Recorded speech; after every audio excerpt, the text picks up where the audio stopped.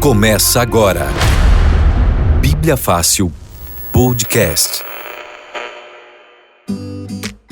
Olá, tudo bem com você? Seja muito bem-vindo, seja muito bem-vinda. É o seu podcast que já está no ar. Que prazer ter você para a gente conversar um pouco mais, bater aquele papo gostoso, mas sempre com a palavra de Deus. Trazendo aí o que a Bíblia nos diz, suas verdades e colocando em prática, com certeza, cada verdade que é aprendida aqui no nosso podcast. Hoje nós vamos falar sobre oração. Como que é a oração para você? É super tranquilo? Que você é só uma conversa, um bate-papo? Que você tem muita dificuldade.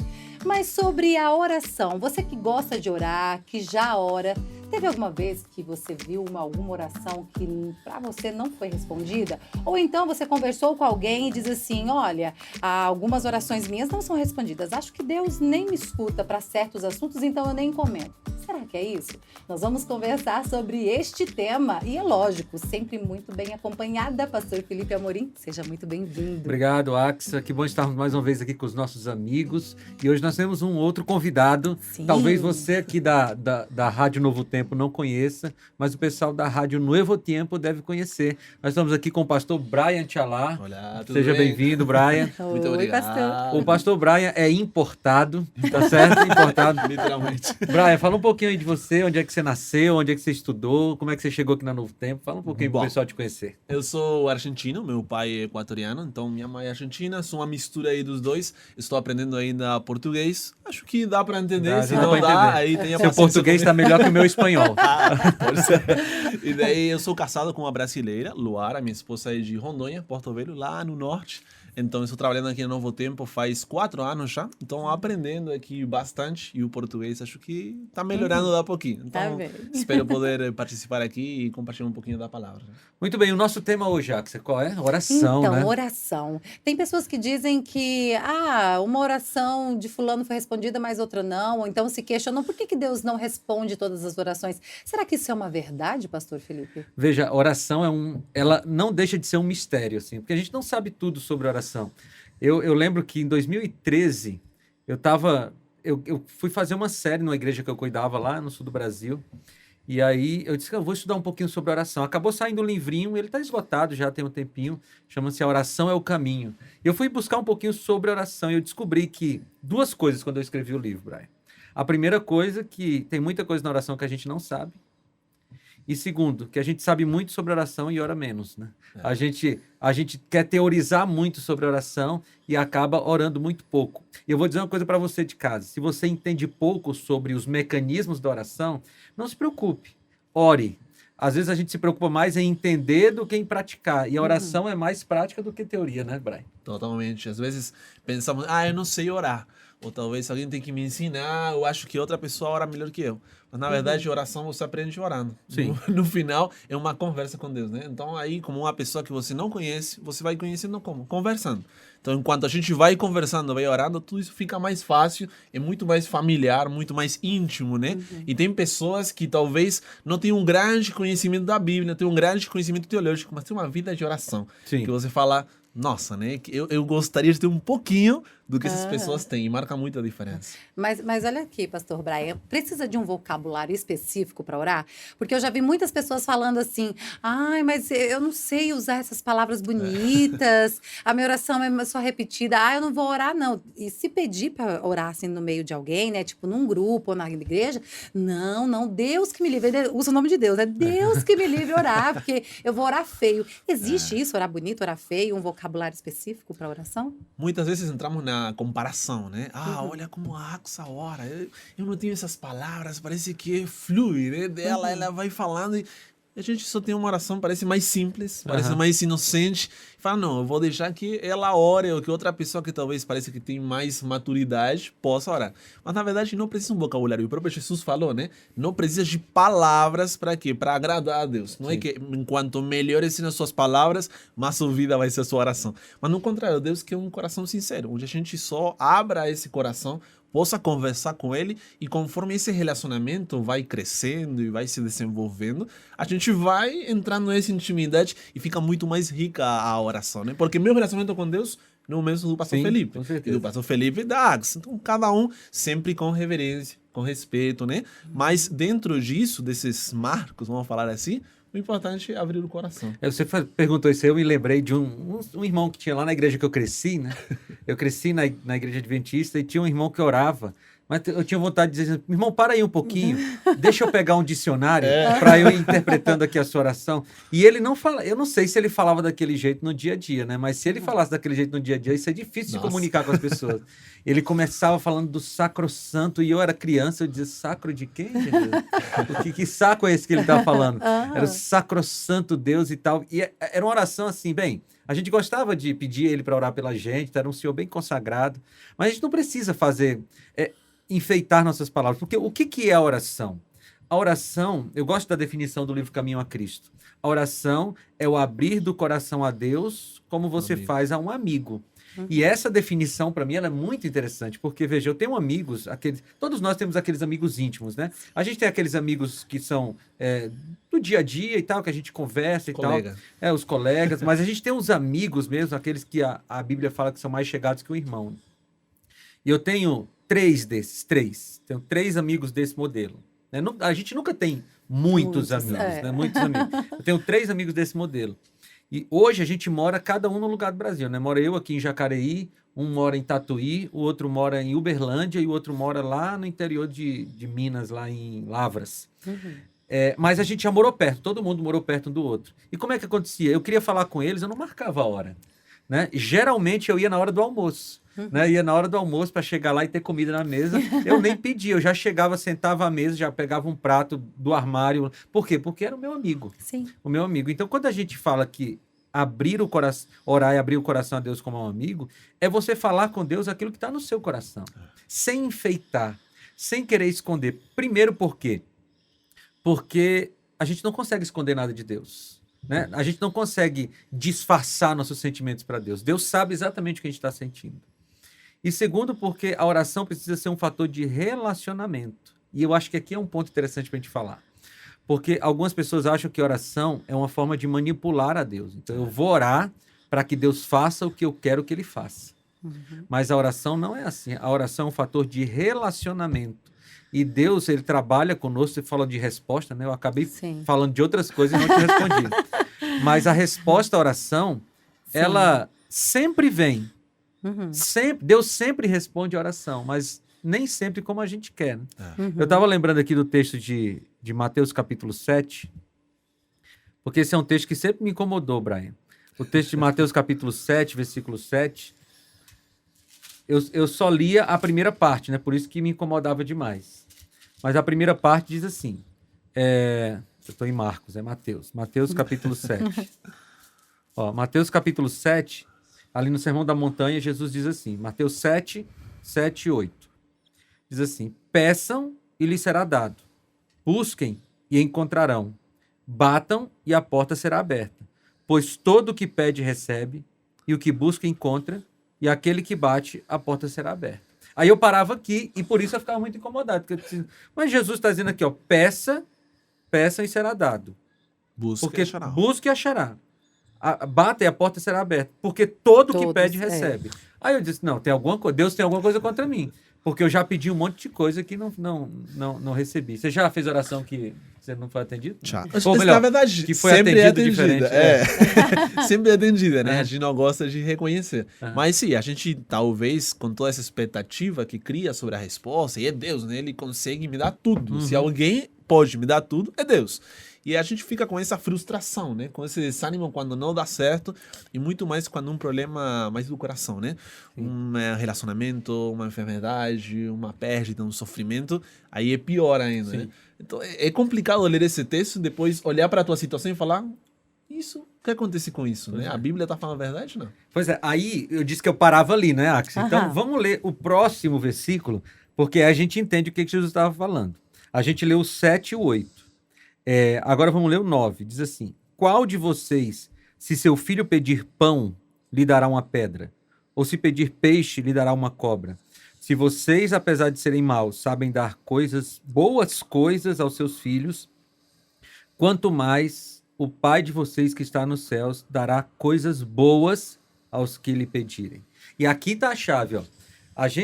A nossa relação com Deus na oração foi comparada aqui por Jesus a relação de um pai com filho. Você não é pai ainda, né? Não, ainda não. Mas não tenho a benção. Fica na esperança. Vai chegar. Você é mãe, né, Axel? E, veja, isso já deve ter acontecido com você. Quando o meu filho mais velho tinha uns 3 anos, a gente estava na igreja, e a gente sentou assim no banco da igreja, e do lado, assim, na parede, tinha uma tomada, né? Tomadinha, aqueles dois buraquinhos assim que parece que fica chamando a criança, né? Aí ele desceu do meu colo e já foi com o dedinho assim, ó. Eu peguei pela roupa. Pá! Não vai colocar o seu dedinho na tomada. Eu quero, não vai. Aí começou a chorar. Pensa no escândalo, culto, sábado de manhã. Eu quero, você não vai. Veja, se eu fosse um pai que não amasse o filho, se fosse qualquer criança para mim, eu disse, tá bom, então vai. Mas eu continuei dizendo não, apesar dele dizer, eu quero. Com Deus é assim. É por isso que a gente entende o versículo quando a gente lê tudo. Veja, Deus dá pra gente tudo o que a gente pede e que for bom para nós. Né? Tem esse fator. Deus é pai e ele sabe o que é bom para nós. Então, às vezes, a gente está pedindo coisas que nós não sabemos. A gente está pedindo maldição pra gente. Às vezes, a gente pede algo achando que é bom, mas não é. E no final não é bom. Então, a gente precisa entender e aceitar a vontade do pai. E isso é fé. Fé não é você manipular a vontade de Deus. Fé é você orar e ter a certeza, a confiança de que a resposta que ele der, sim, não, espere um pouco mais, é a melhor resposta para você. E aí, pastor, eu chamo a atenção de vocês dois justamente para essa questão aqui. Olha só, a Laura de Ribeiro Vicente, Campo Limpo, São Paulo, ela disse assim: pastor, eu sei que a oração é um tesouro. Eu oro o básico que dá até vergonha. Mas eu gostaria de ter essa intimidade com Deus. Será que é o diabo que me impede de viver uma vida de oração? Eu juro que eu queria orar mais. Será que tem alguma coisa a ver? Não é ela mesmo que não está se dedicando?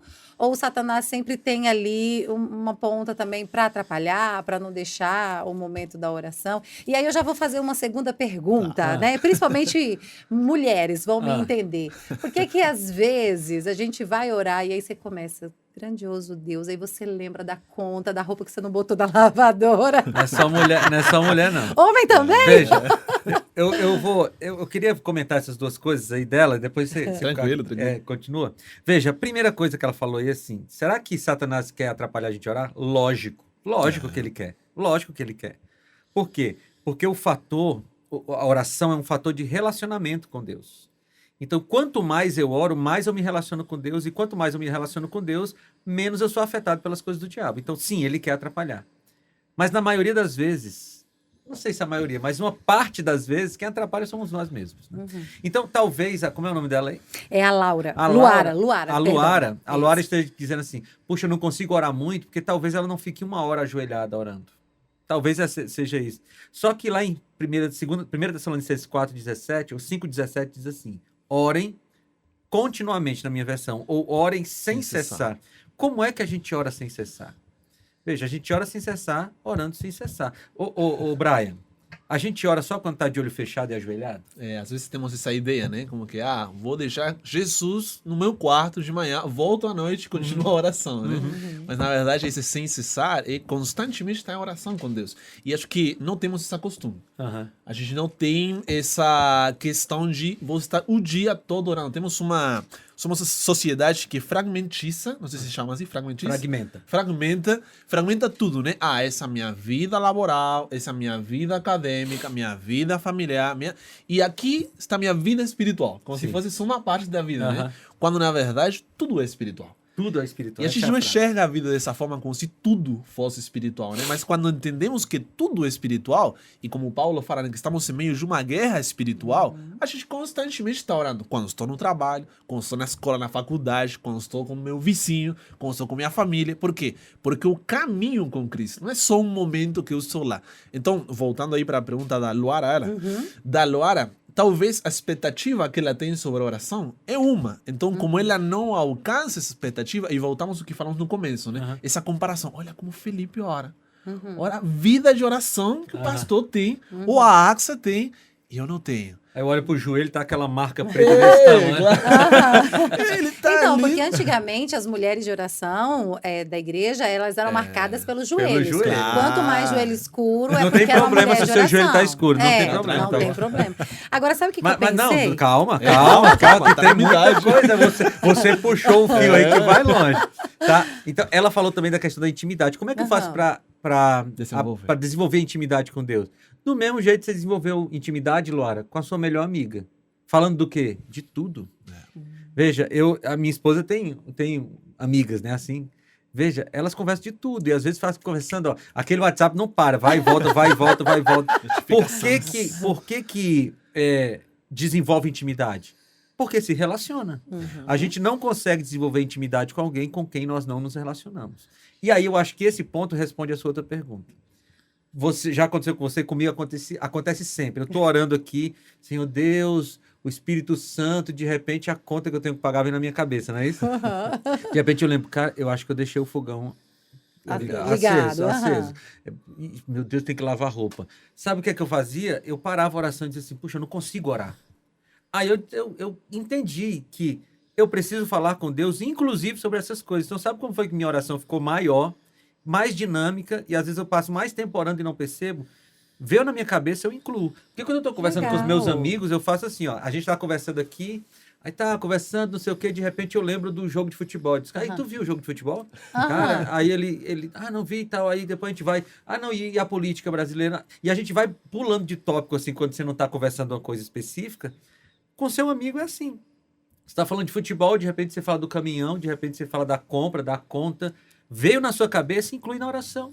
Senhor, eu tenho que pagar aquela conta. Nem sei se eu tenho dinheiro. Ou então, Senhor, obrigado, porque eu estou lembrando aqui, mas eu vou pagar a conta depois e tal. Senhor, e o banheiro que eu não lavei? Será que minha esposa vai ficar chateada comigo? Inclui na oração. Você vai ver que a sua oração vai ficar muito mais dinâmica e você vai realmente conversar com Deus como conversa com um amigo, né?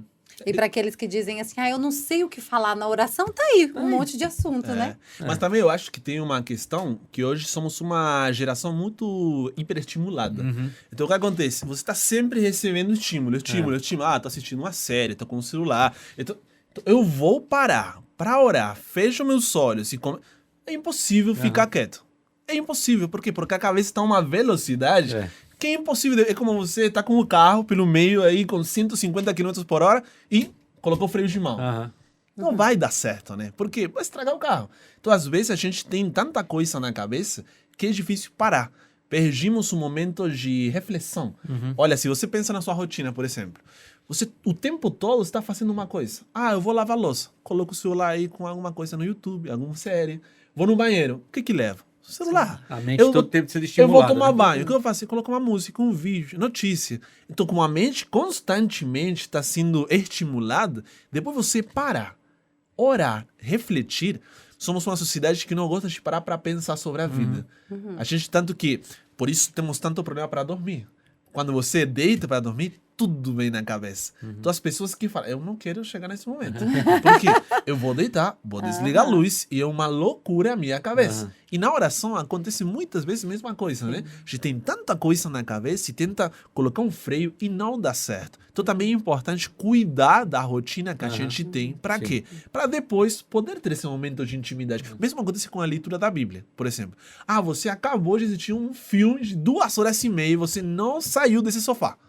Depois vai pegar a Bíblia, 3 minutos já. Parece que cansa, né? Tá cansado. Porque, claro, tudo que você assistiu, e daí você pega uma folha em branco e preto. Um negócio chato, né? Então daí a cabeça fala, não, eu quero mais. Eu preciso mais. E é tipo um adito, né? Que cada vez preciso mais. E às vezes precisamos tomar tempo para parar. Eu vou lavar a louça sem nada. Hoje eu só vou pensar. E voltando ao que a gente falou, vou orar enquanto estou lavando louça. Vou orar enquanto estou lavando louça. Vou no lugar de estar no ônibus, colocar o fone e ficar 40 minutos com música. Vou orar. E nesse exercício da reflexão, de parar, de ficar um pouco em silêncio, a oração vai ficando cada vez mais linda. Por quê? Porque todos esses momentos sem nada que a gente tinha, né, vazios, você começa a falar com Deus. Você começa a refletir sobre a sua vida. E muitas vezes isso vai ser doloroso, vai doer. Isso. Por quê? a gente não gosta de pensar por isso, porque dói. Às vezes a gente se encontra com a gente mesmo quando a gente para não pra pensar. Não gostamos disso. Quantas pessoas assistem série e falam, não, eu só tô... O que tá assistindo? Não sei, só não tô pensando.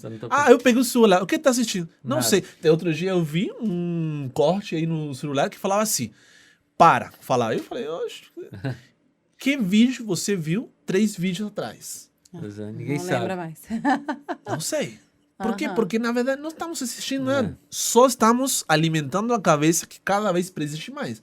Então, quando a gente vai e para um momento que é mais tranquilo, de meditação, de reflexão, é complicado. Então, talvez, voltando aí com a Luara, também é importante ter esse momento de parar, refletir, sair, dar uma caminhada pelo parque, pela praça. Então, e a oração, ela vai mexer intimamente com a minha rotina. Totalmente. A minha rotina precisa... eu lembro do livro da escritora Ellen White.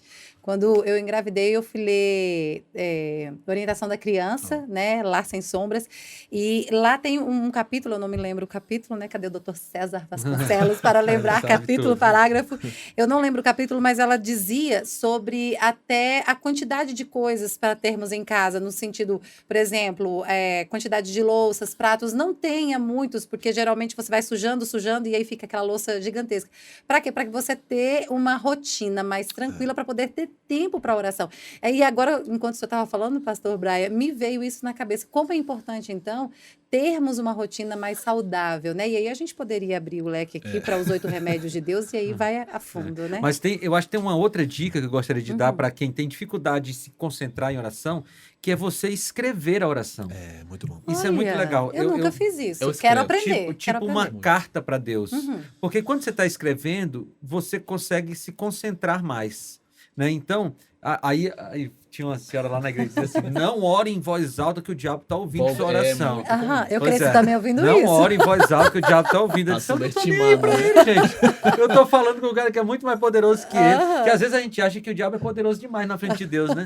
Ele tá escutando, mas se Deus quiser, ele não faz nada, entendeu? Mas nem precisa ouvir para saber. Pois é, não precisa saber. Ele já sabe, conhece mais que você se Então, assim, uma coisa interessante, talvez para Luara aí, para ajudá-la, não consigo me concentrar na oração. Ou qualquer outra pessoa, não consigo me concentrar na oração. Escreve a oração. Pega ali um caderninho, né, e escreve suas orações. Aí guarda esse caderno bem guardado, que é para ninguém ler suas orações.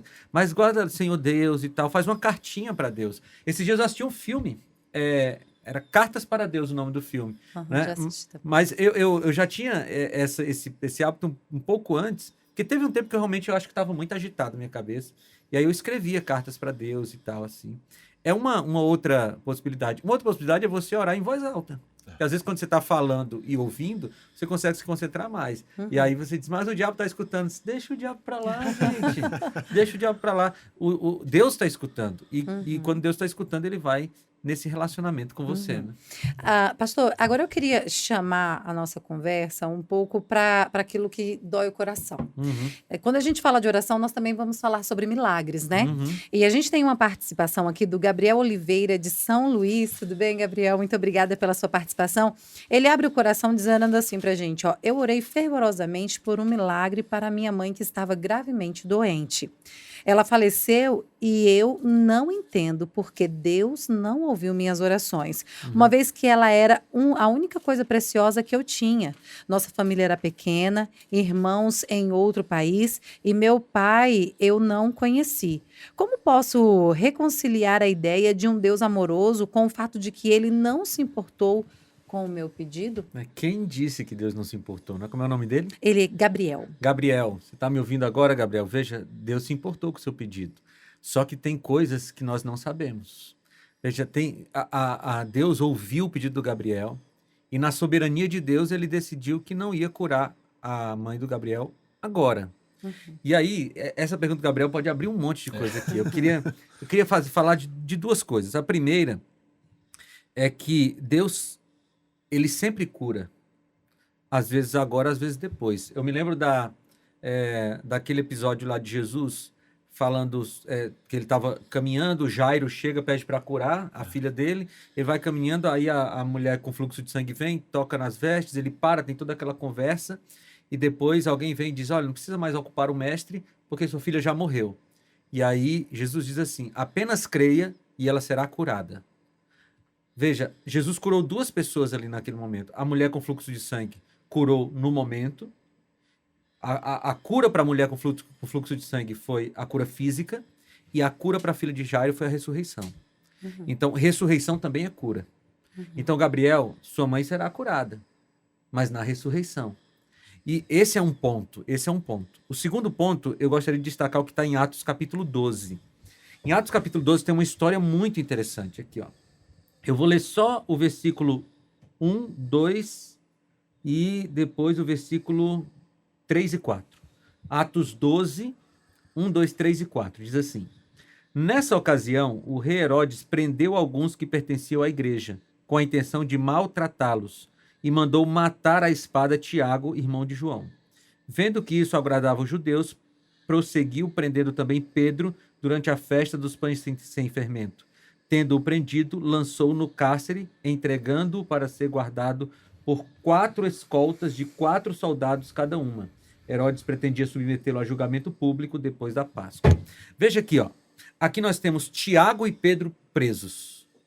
Os 2 estão na mesma prisão, os 2 estão presos pela mesma pessoa, pelo mesmo motivo, por serem discípulos de Jesus. Tiago é morto e Pedro, se você conseguir continuar o relato, libertado. Pedro é libertado milagrosamente. 16 soldados cuidando dele e Pedro sai andando e nenhum soldado viu. Veja, por que Deus deixou Tiago morrer e Pedro viver? Não sei, a Bíblia não explica. A Bíblia só diz pra gente que Deus permitiu que Tiago morresse naquele momento, que Pedro vivesse. E Pedro viveu um pouco mais e depois morreu crucificado de cabeça para baixo.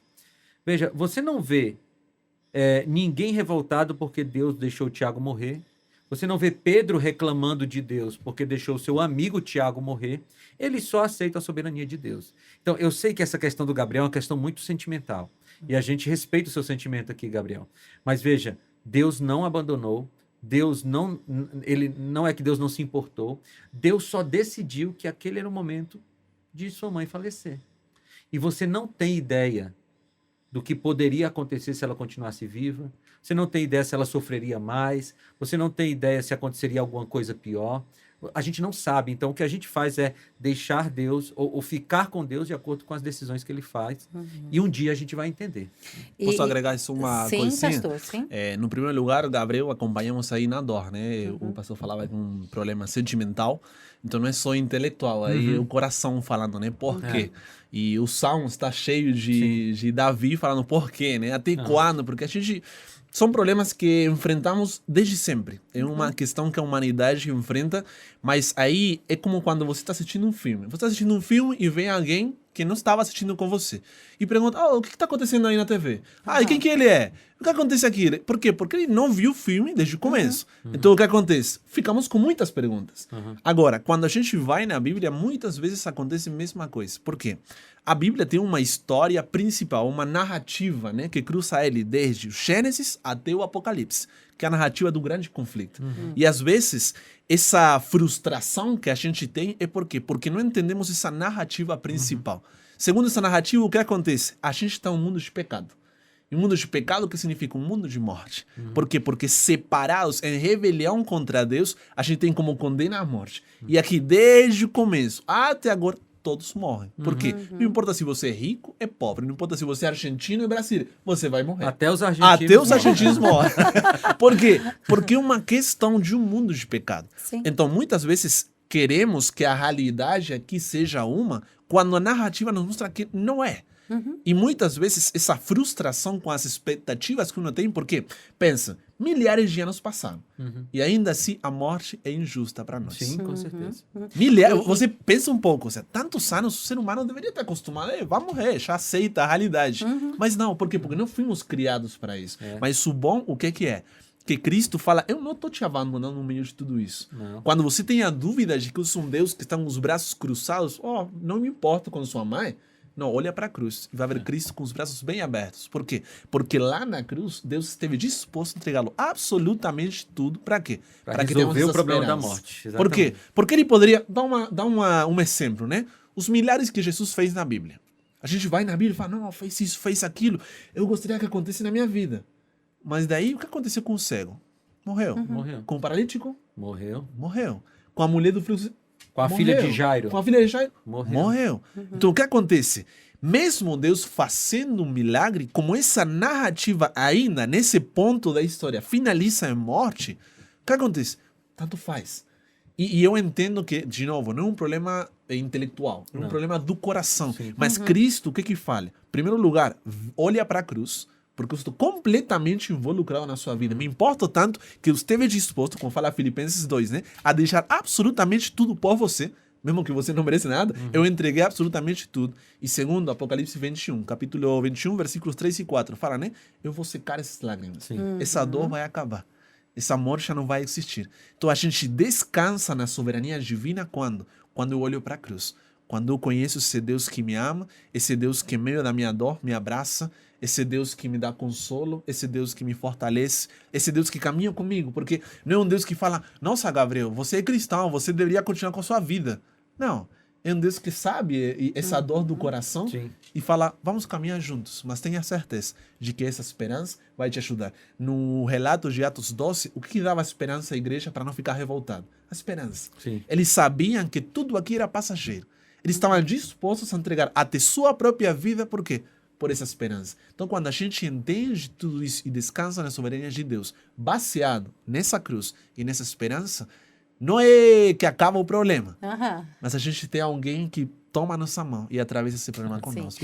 E assim, pastor, rapidinho, ele acaba respondendo a questão da Ana Laura de Belo Horizonte, que ela justamente traz essa fala de injustiça, né? Ela diz assim, eu tô lutando contra uma doença crônica, tenho pedido a Deus que me cure, mas a minha condição só piora, né? Sinceramente, eu não tenho mais esperança, eu me sinto abandonada e questiono se Deus realmente se importa ou se ele tem preferidos. Então, foi isso que você falou, né, pastor Brian? Não é questão de ter preferidos, ele se importa sim, e a Bíblia, ela nos diz que nós somos únicos para Deus, então assim, né, Deus morreu por todas as pessoas, mas também somos únicos, né, então ele se importa com cada detalhe da vida dela, né. E veja, a gente, a produção pode continuar, a diretora tá olhando pra gente ali, mas veja, como é o nome dessa moça que falou aí? Ana Laura. Ana Laura, veja, eu entendo a Ana Laura, porque todos nós queremos que a cura chegue pra gente, a gente quer que a cura chegue pro nosso amigo, mas, veja, a ausência da cura não significa que Deus não está se importando.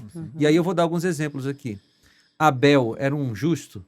Abel era um homem temente a Deus, ele obedecia a Deus, ele trouxe a oferta que Deus queria. O que foi que aconteceu com Abel? O irmão dele deu uma pedrada na cabeça dele, ele morreu.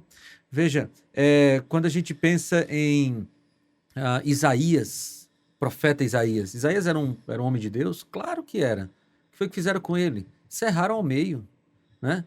Quando você pensa em Paulo, Sim. Paulo estava preso e Paulo foi aquele que disse assim, ore sem cessar. Paulo era um homem de oração. O que foi que aconteceu com ele? Arrancaram a cabeça dele. Então, veja, esse mundo é um mundo de injustiça, é um mundo de pecado. Mas o que o Brian falou precisa ser colocado na nossa mente. Existe um quadro maior que está acontecendo além do ponto que nós vivemos. Né? Quando a gente olha e enxerga apenas o ponto que nós estamos vivendo, a gente diz, puxa, eu estou sendo injustiçado. Eu estou sendo injustiçado, Deus não está me ouvindo. Aí quando eu amplio a minha visão e vejo Deus descendo do céu, se tornando uma criancinha, sofrendo e morrendo no meu lugar, para que nunca mais eu passe pelo que eu estou passando agora, eu disse, opa, então esse Deus se importa comigo. Então a gente só precisa ampliar a visão e não se decepcionar com Deus. Por quê? Porque a gente está cheio de exemplos na Bíblia de pessoas que tiveram um não de Deus e continuaram firmes. A gente pode falar de Jó depois. Com certeza. Você está gostando desse tema? Nós temos um presente especial para você que vem falando justamente sobre isso. Oração. Qual o propósito da oração? Deus me ouve? Se Ele me ouve, quais são as formas de Deus responder a minha oração? Chega de graça na sua casa pelo 12981510081. Mas, Axa, não é balela? Realmente eu não vou pagar nada? Não, você não vai pagar nada, porque os nossos anjos e anjinhos da esperança já pagaram essa conta para você ter esse material especial em suas mãos. Então, peça agora pelo nosso WhatsApp 12981510081. 991510081. Pastor, o senhor falou que ia falar sobre Jó, e aí eu já gostaria de introduzir aqui mais uma participação do Felipe Pereira, aqui de Jacareí. Tudo bem, Felipe? Ele diz, pastor, o que dizer de Jabes da Bíblia, que simplesmente pediu bênçãos e recebeu? Qual é o critério que ele usa para dizer sim ou não para aqueles que o pedem? O senhor vai falar de Jó, mas vamos já Eu incluir gosto de também aí o Jabes. Jabes. Jabes está em 1º ou 2º Crônicas, agora eu não sei. 1º Crônicas, né? A diretora tá ligada ali, hein? 1º Crônicas. Eu gosto da oração de Jabes. Veja, enquanto eu encontro aqui o texto, eu vou responder a pergunta que ele fez aí. Qual é o critério que Deus usa para dizer sim ou não? O critério chama-se soberania de Deus. Sou Deus e você não. Exatamente assim. Mas, Senhor, por que o Senhor diz sim para um e não para o outro? Aí Deus olha para a gente e diz assim, porque eu sou o Deus, entendeu? Deus sou eu e você é a criatura. Veja, não tem um critério. O critério é a sabedoria dele. Agora, uma vez eu ouvi uma frase que nunca me saiu da cabeça, ele diz assim, se nós soubéssemos tudo que Deus sabe, nós pediríamos a ele exatamente o que ele tem nos dado. Olha. Cara, essa frase nunca saiu da minha cabeça. Se nós soubéssemos de tudo que Deus sabe, nós pediríamos exatamente o que temos recebido dele. Por quê? Porque ele é soberano e ele sabe o que é melhor para nós. Eu achei a oração de Jabes aqui, a primeira Crônicas 4, 9 até o versículo 10, 9 e 10. Diz assim, Jabes foi o homem mais respeitado da sua família. Sua mãe lhe deu o nome de Jabes, dizendo, com muitas dores o dei à luz. Jabes orou ao Deus de Israel, abençoa-me e aumenta as minhas terras, que a tua mão esteja comigo, guardando-me dos males e livrando-me das dores. E Deus atendeu o seu pedido. Eu acho muito interessante porque a Bíblia nunca se preocupa em explicar por que Deus disse sim e Deus disse não. Você não vai em nenhum lugar da Bíblia ler assim alguém dizendo, olha, Deus respondeu a oração daquela pessoa dizendo sim e respondeu por isso, por isso, por isso, por isso. Por quê? Porque os escritores bíblicos, eles tinham bem claro na mente deles que Deus é Deus. E Deus decide e Deus nunca erra. Veja, Deus nunca erra. Se Deus decidiu me curar, ele não errou. Se Deus decidiu não me curar, ele também não errou. Agora, os motivos deles são muito maiores que os nossos. Às vezes a gente não tem como saber, né? Na maioria das vezes. E nesse momento, eu acho que entra muito também a comparação dentro da injustiça. Por quê? Vou dar um exemplo, né? Eu sou cristão, eu faço tudo certinho, eu tenho minha Bíblia, eu assisto a Novo Tempo, todos os podcasts aqui eu vi, tudo. E aquele que não faz absolutamente nada, que está em um caminho totalmente errado, que sua vida é um desastre, parece que tudo dá certo na sua vida. Como é isso possível, né? E aí entra a parte do critério, né? Isso. Que critério tem Deus para falar, ele que tem uma vida totalmente ruim, dá tudo certo. E para mim, que sou um cristão perfeito, dá tudo errado. E o salmista fala disso no Salmos, capítulo 37, vou ler um pouquinho aqui. Desde o versículo 1, Salmos 37, versículo 1, fala, não se irrite por causa dos malfeitores, nem tenha inveja dos que praticam a iniquidade, pois em breve eles secarão como a relva e murcharão como a erva verde. Confie no Senhor e faça o bem, habite na terra e alimente-se da verdade. Agrade-se do Senhor e ele satisfará os desejos do seu coração. Entregue o seu caminho ao Senhor. Confie nele e o mais ele fará. Fará com que a sua justiça sobressaia como a luz e que o direito brilhe como o sol ao meio-dia. Descanse no Senhor e espere nele. Não se irrite por causa daquele que prospera em seu caminho, por causa do que realiza os seus maus desígnios. Esse texto é muito bom, porque muito bom. O que ele está falando, e continua, o Salmo 37, pode ler depois completo, né? Ele está falando o quê? Às vezes você vai olhar para o seu lado e falar, como que Deus está respondendo a vida do Felipe e não responde a minha vida? Como que Deus ouve a sua oração e não ouve a minha? Tudo que eu fiz pelo Senhor, e aí entra também outras coisas, né? Tudo que eu fiz, tudo que eu faço, tudo que eu mereço. Parece que Deus está devendo. Né? Parece que Deus está devendo. Está em dívida comigo. Quando não merece nada. E só mais o próprio salmista, no Salmo 13, ele fala que nós podemos abrir o coração para Deus. Porque às vezes, não, eu não vou falar nada. Vou ficar quietinho porque a soberania é divina. Não, você pode falar para Deus. Pode falar sobre a sua indignação. Pode falar sobre a sua frustração. Sempre e quando no final você fale, eu confio na sua soberania. Olha como o salmista fala em Salmos, capítulo 13. Ele fala, até quando o Senhor te esquecerá de mim? Quantas vezes pensamos que Deus esquece da gente, né? Depois fala, será para sempre? Tá birrento, né, esse início, né? Esse é bem, até quando te esquecerás de mim? Será para sempre? Até quando esconderás de mim o teu rosto? Até quando estarei relutando minha alma com tristeza no coração cada dia? Porque às vezes, mesmo que, eu vou falar por você, vou orar por você. Não vai dar tudo certo. Mas na cabeça continua aí, todo dia está essa dor. Eu não consigo me desprender desse sofrimento, né? Então ele fala, em minha alma, com tristeza no coração, cada dia. Até quando o meu inimigo se exaltará sobre mim? Porque, às vezes, também na oração, tem outras pessoas que estão involucradas. Por exemplo, você é uma pessoa comprometida com Deus na sua família. E sua família não é crente. Fala, nossa, você não era cristão? O que aconteceu? Cadê seu Deus? E agora, quando Esses você desafios precisou, são muito duros, né? os seus amigos no trabalho, né? Cadê? Você não era o religioso? Você não falava sempre de Deus? Você não ofereceu orar por mim? Por que Deus não respondeu a sua oração? E daí ele continua, né? Olha para mim e responde-me. Esse olha para mim é como Deus está totalmente nem aí com o que está acontecendo com a minha vida. Como se não estivesse ouvindo, olha, né? Tô aqui, olha para mim, né? E daí fala, Senhor meu Deus, ilumine meus olhos para que eu não durma o sono da morte. E finaliza, né, no versículo 5. Fala, quanto a mim, confio na tua graça. Olha só, ele começou, até quando, Senhor? E depois no final, quanto a mim, eu confio na tua graça, que o meu coração se alegre na tua salvação. Cantarei ao Senhor, porque ele tem feito muito bem. É um salmo que começa é um tipo de coração, Sim. mas no final fala, eu sinto tudo isso, Deus. Mas continua acreditando. Isso é fé. Esse é um fator de relacionamento. Esse é relacionamento. Quando a gente se relaciona com Deus de maneira sincera, a gente diz, Senhor, eu tô chateado, o Senhor não me ouviu, eu queria que o Senhor não está me ouvindo e tal, mas quanto mais você passa tempo com Deus, mais o seu coração vai ser moldado para terminar como o Salmo 13 termina. Senhor, Não é fácil. eu entendi, tá bom. Senhor, eu confio no Senhor. Que seria ali o ponto-chave, então, do Salmo 37, porque, se eu não me engano, é no versículo 4, que ele fala, deleite-se no Senhor. Então, é esse passar tempo, aprender qual é a boa vontade de Deus para que o meu coração comece a desejar o que Deus deseja, seria isso? Exatamente, a convivência faz você ser... Por isso que Deus diz assim, ó, tudo que você pedir em meu nome eu te darei. Aquela ideia de que você está em tamanho contato com Deus, está em tanta comunhão com Deus, que você começa a desejar o que o coração de Deus deseja. E aí, quanto mais você o conhece, mais você pede aquilo que você sabe que ele lhe daria. Então, é um fator de relacionamento. E essa questão do que as pessoas mandam aí, ó, eu estou questionando, Deus não me ouviu. Ele leu 2 salmos aqui, né? O Salmo 37 e o Salmo 13. Tem um outro salmo, que é o 73, que o salmista diz assim, ó, quanto a mim, os meus pés quase tropeçaram, por pouco não escorreguei.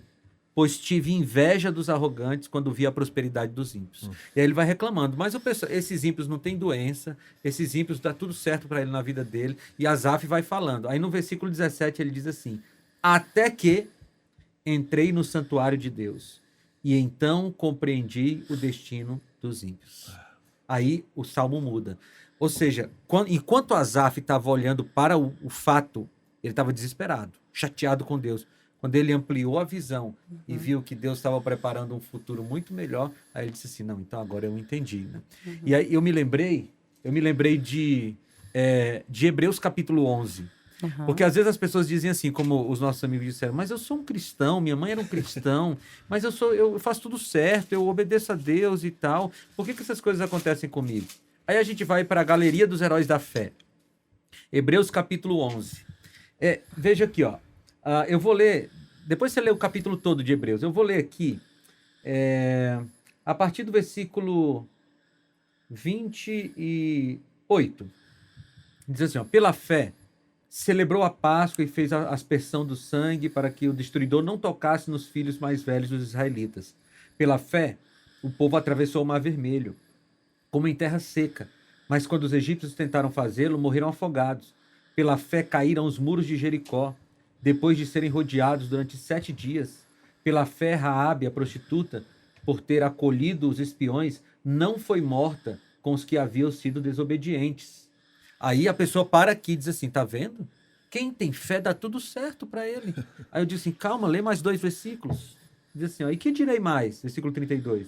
Não tenho tempo para falar de Gideão, Baraque, Sansão, Jefté, Davi, Samuel, os profetas, os quais pela fé conquistaram reinos, praticaram a justiça, alcançaram o cumprimento da promessa, fecharam a boca dos leões, Aí, opa, tá vendo? Dá tudo certo para quem está com Deus. Tá bom. Então, desce mais um pouquinho aí. Versículo 35 diz assim: houve mulheres que pela ressurreição tiveram de volta os seus mortos. Uns foram torturados e recusaram ser libertados para poderem alcançar uma ressurreição superior. Outros enfrentaram zombaria e açoites. Outros ainda foram acorrentados e colocados na prisão, apedrejados, cerrados ao meio, postos à prova, mortos ao fio da espada, andaram errantes, vestidos de pele de ovelhas e cabras, necessitados, afligidos e maltratados. O mundo não era digno deles.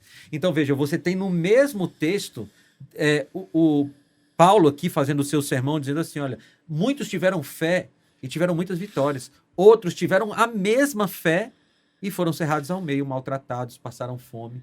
Então, essa questão do que vai acontecer com a minha fé não diz respeito a mim, diz respeito a Deus. E Deus sabe o que é melhor. Agora, uma coisa que me chama a atenção é que nesse capítulo dos heróis da fé, independente de terem sido vitórias ou aparentes derrotas, todos são heróis da fé. Porque o herói da fé é aquele que confia em Deus, independente da resposta que Deus dá. Pastor, a gente está com um tempo quase acabando, mas eu preciso muito tem que fazer compartilhar. Diretora, tem que fazer uns 3 programas sobre oração, hein, diretora? Só sobre oração. Tem 3 questões aqui que eu acho que são extremamente importantes para a gente poder dar pelo menos uma pincelada. Não sei, 2 minutos para cada resposta?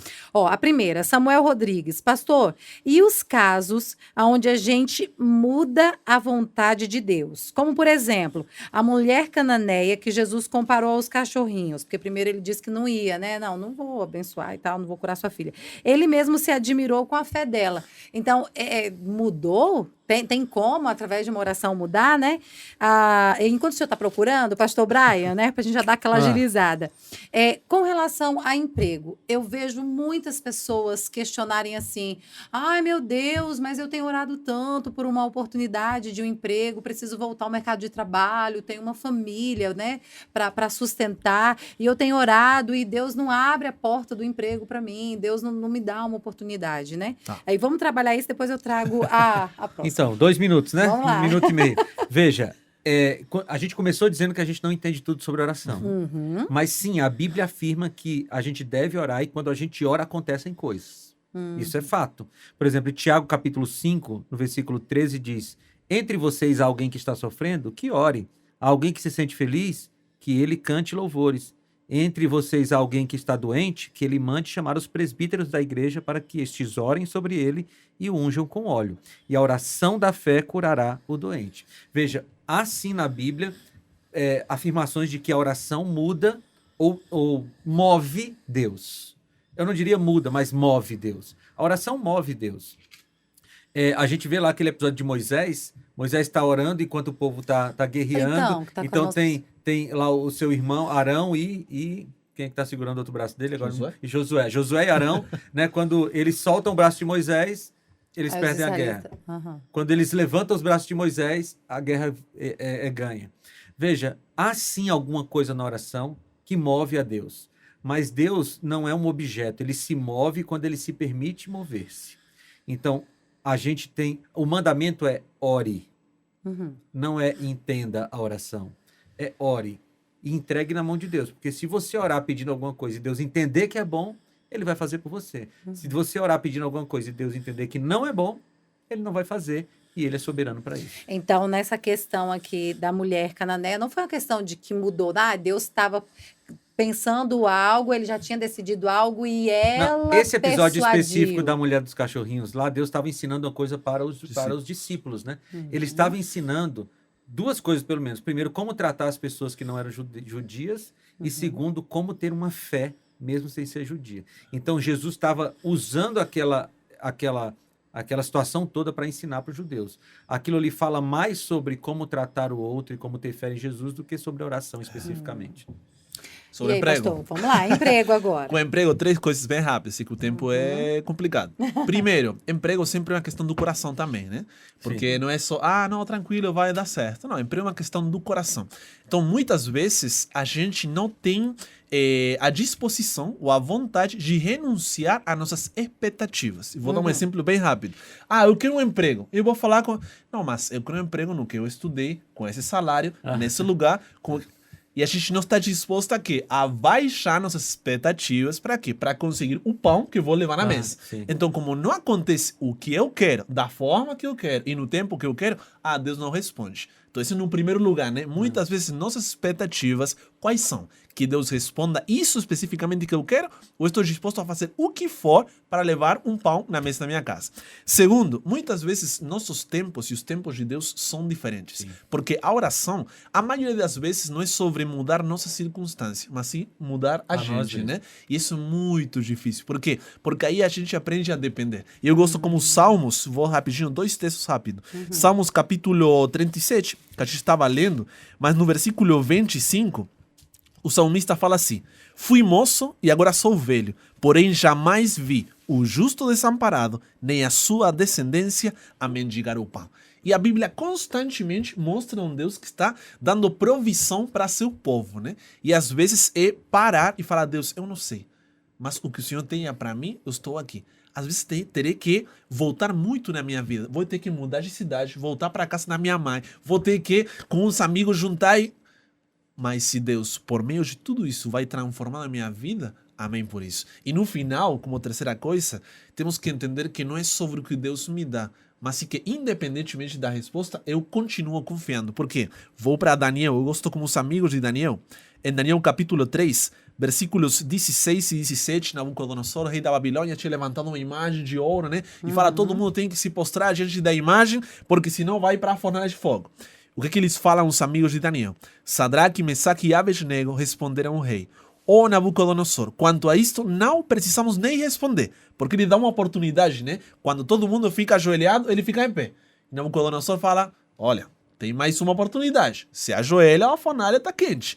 E daí fala: nem precisamos responder. Se o nosso Deus, e acho que esse texto é muito bonito, fala: se o nosso Deus, a quem servimos, quiser livrar-nos, ele nos livrará da fornalha de fogo ardente e das suas mãos, o rei. E mesmo, fala versículo 18, que ele não nos livre, fique sabendo, o rei, que não prestaremos culto aos seus deuses, nem adoraremos a imagem de ouro que o Senhor levantou. Nossa, essa é uma definição de fé. Por quê? Deus pode me dar esse emprego, Deus pode fazer aquilo, Deus pode... Mas e se não faz agora, ou da forma que eu quero, eu não vou quebrar os princípios, eu não vou desistir da minha fidelidade, eu vou continuar adorando. Mas só vou fazer isso quando eu conheço o Deus em quem eu estou acreditando. É difícil? É.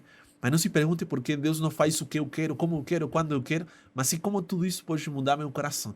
Faça um coração dependente que fale: Deus, eu não faço ideia, porque o Senhor é Deus e eu não sou nada. Eu não enxergo nada.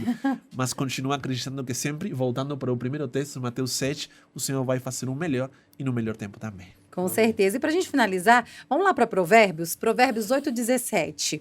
Tá aí já do ladinho, né, de Salmos. É só para a gente fechar aqui, o Ronaldo Trindade, ele diz assim: pastor, me explica o verso de Provérbios 8:17, que vai nos dizer: eu amo todos os que me amam. Tá escrito aqui nessa versão, não sei aí, viu, pastor? Amo e os quem que me amam. E quem me procura, me encontra. Aí ele pergunta: a oração às madrugadas tem mais poder? Existe algum horário assim para Deus? Que Deus fala assim: se você acordar 3 horas da manhã... Tem uma versão que diz assim: e os que cedo me procuram, me encontram.